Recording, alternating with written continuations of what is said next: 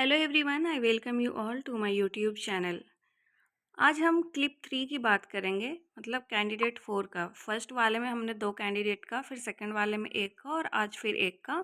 और ये आज का ही इंटरव्यू का है, तो इसमें हम पता करेंगे कि क्या क्या क्वेश्चन पूछे जा रहे हैं अभी। ट्रेंड धीरे धीरे चेंज हो रहा है। स्टार्टिंग में जो क्वेश्चन पूछे जा रहे थे वो डिफरेंट था, अभी जो पूछे जा रहे हैं वो थोड़े डिफरेंट हैं। अभी ज़्यादा रियलिस्टिक क्वेश्चंस पूछे जा रहे हैं। आपके पास यदि बेसिक का नॉलेज है, अच्छा अंडरस्टैंडिंग है, तो आप आंसर कर सकते हैं।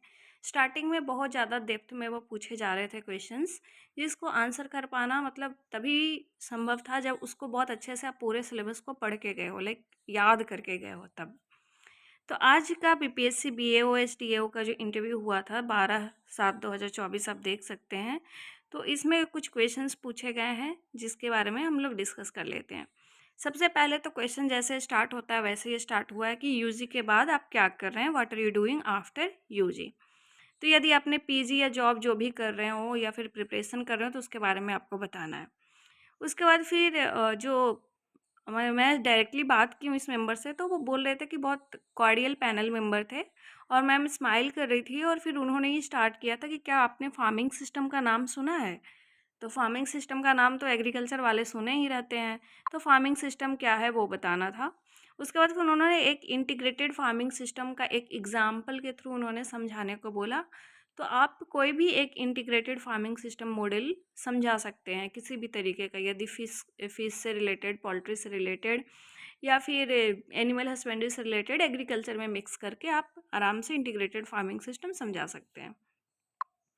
FIRB मेथड जो होता है वो क्या होता है ये पूछा गया, और किस में इसको यूज़ किए जाते हैं, मतलब किस क्रॉप में यूज़ किया जाता है वो आपको बताना था। क्रॉप बताना था कि किस क्रॉप में FIRB मेथड का यूज़ करते हैं।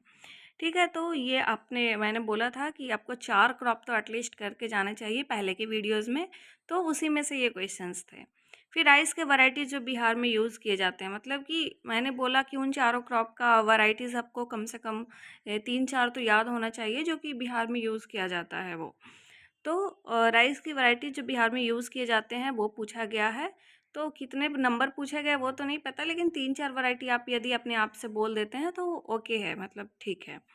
फिर वाटर मैनेजमेंट क्या है और क्यों ज़रूरी है, ऐसा पूछा गया था। तो वाटर मैनेजमेंट क्यों ज़रूरी है ये तो आपको भी पता है कि हमारा जो बिहार है उस नॉर्थ बिहार में फ्लड का कंडीशन है और जो साउथ बिहार है उसमें ड्रॉट का कंडीशन है। तो फिर इन दोनों ही कंडीशन में वाटर को मैनेज करने की आवश्यकता है। तो वाटर मैनेजमेंट क्या है और क्यों ज़रूरी है, इसको ऐसे आंसर कर सकते हैं। फिर ड्रिप इरिगेशन के बारे में, इसी से रिलेटेड ही हो गया। यदि वाटर मैनेजमेंट की बात करते हैं तो साथ साथ हमें ड्रिप एंड स्प्रिंकलर जो माइक्रो इरिगेशन उसके बारे में बात कर लेनी चाहिए।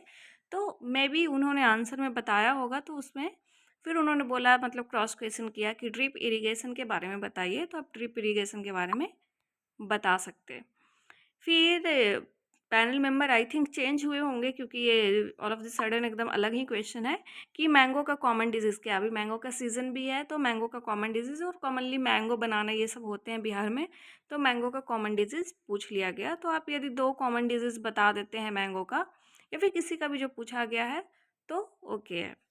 फिर बीएओ बनने के बाद आपकी फ़र्स्ट प्रायोरिटी क्या होगी, मतलब वही फिर से फंक्शन की बात हो गई।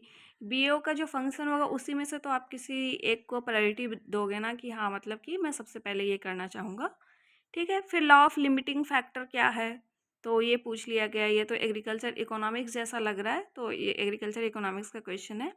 उसके बाद फिर एक क्राइटेरिया ऑफ इसेंशियलिटी क्या है, तो क्राइटेरिया ऑफ इसेंशियलिटी है जो आई थिंक किसी और से भी पूछा गया और ये सेकंड टाइम मैं सुन रही हूँ, तो ये पूछ लिया जा रहा है। तो आप छोटे छोटे ये सब जो टॉपिक है उसे देख के जाइए। नहीं भी देख के जाएंगे तो आपको यूजी का कुछ याद होगा तो आप बता सकते हैं।